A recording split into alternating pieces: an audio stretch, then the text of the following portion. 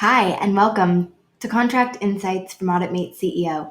My name is Ashley Wilson, and I am the founder and CEO of Auditmate, the first ever SaaS company built to help property owners and managers get more from their maintenance contracts.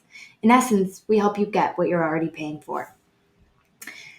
Today, we will be discussing 5 tips to managing your elevator service contract during COVID-19 to help you get 100% of what you're paying for and ask for a discount the right way. COVID-19 has affected our lives personally and professionally. It has uprooted life as we know it. In these times, stress is high and budgets are tight. What does this mean for your elevator service contract? Well, on March 23rd, the elevator IUEC, the contractors union, signed a temporary order allowing elevator companies to temporarily furlough and reduce schedules of mechanics. It's estimated 30% of service mechanics have had their schedules reduced or are laid off completely. In many cases, elevator companies will not have the mechanics to complete 100% of contract requirements. If your building is closed down or you are not receiving proper maintenance, you should be receiving a discount. Use these 5 tips to help build a case and ask for a discount the right way. First, track your service. We recommend all of our clients track their service, whether during COVID or after. You can accomplish this by determining your elevator maintenance frequency. This will be listed in your service contract. If you do not have a copy, request it from your vendor. On an OEM contract, this is generally listed on the first page. In a custom or consultant-based contract, this could be listed in an appendix with tasking and duration requirements. Common frequencies are monthly, weekly, quarterly. If your contract states systematically, periodically, or is mute, you will likely not receive preventative maintenance during COVID-19 due to labor shortage. Then, review your records. If your vendor is a major elevator contractor, they will have an online portal that houses all of the maintenance, callback, and testing activities. If you use an independent elevator company, request the records from your vendor. Compare this fulfillment and actual activities to the frequency required by your elevator service contract.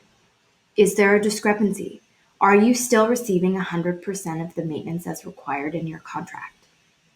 If not, record any deficiencies or errors that you find to use to build your case when requesting a discount. Second, track your callbacks and your response times. Callbacks are defined as any equipment malfunction which results in you requesting service from the vendor. The response time is the amount of time it takes from when that call is placed to when the vendor arrives on site. Some contracts will have specific callback limits and response time limits. Check your contract to ensure if you have any of these listed. Review the records on the online portals or from the records you received from your independent elevator contractor. This is a good way to check the health of your equipment. Healthy equipment should receive no more than 2 callbacks per year due to equipment malfunction. If you are seeing an increase in callbacks, especially if coupled with a decrease in maintenance, this is a strong case for receiving a discount. Third, check your force majeure language. Force majeure protects both parties in a contract from unforeseen circumstances which do not allow the elevator contractor to perform the maintenance activities as outlined in your service contract. If your building is currently closed or the vendor cannot perform these activities due to labor shortage or another reason, this clause in the contract will protect you. Make sure to read over your force majeure language before requesting a discount. Fourth, check your expiration date.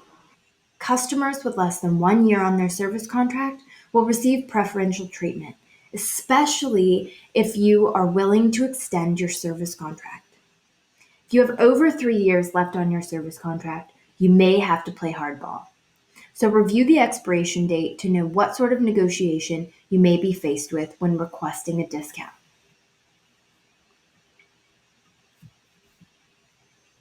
If your building is currently closed or you are not receiving the proper maintenance that you should be, request a 50 to 80% discount. Make sure to outline in your email to the vendor why you should be receiving that discount.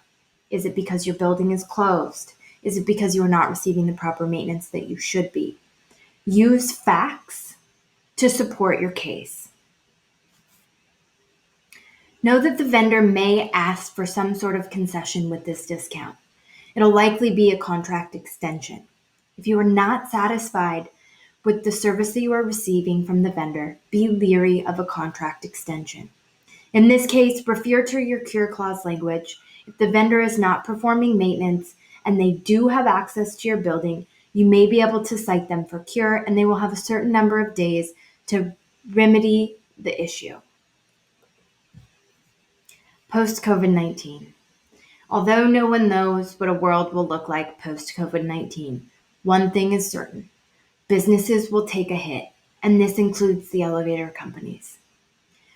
We foresee that elevator companies will bring in mechanics back on board based on revenue, not necessarily based on your building's occupancy.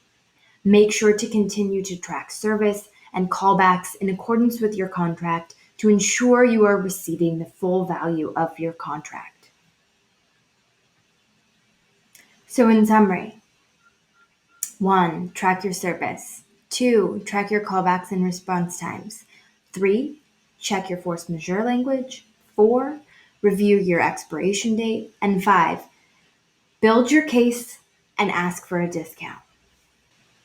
For more detailed information, access our blog, 5 Tips to Managing Your Elevator Service Contract During COVID-19. Subscribe to our YouTube channel for more contract insights from Auditmate CEO. Thank you.